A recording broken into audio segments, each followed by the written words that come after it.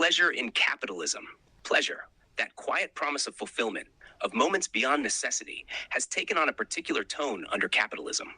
What was once considered an occasional treasure, embedded in rituals, times of leisure, in community or contemplation, has become a commodity in the age of the market. Pleasure is sold, packaged, advertised, and with it, the longing that makes it possible in the first place. Capitalism, so the story goes, has liberated pleasure.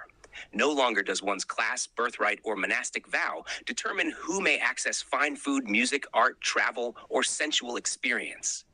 At least theoretically.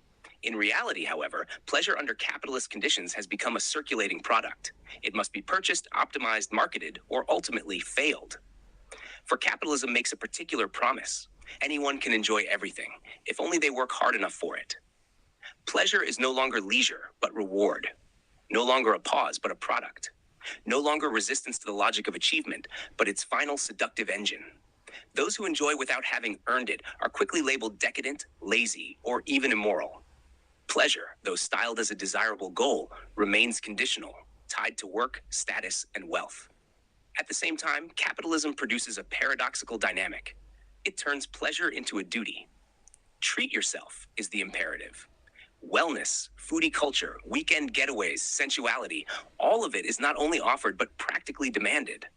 Those who don't enjoy are suspicious, too serious, too old, too repressed.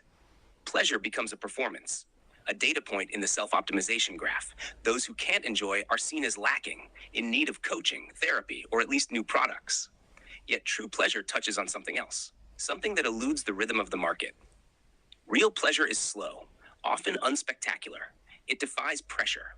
It is aimless. And precisely in that lies its potential for resistance.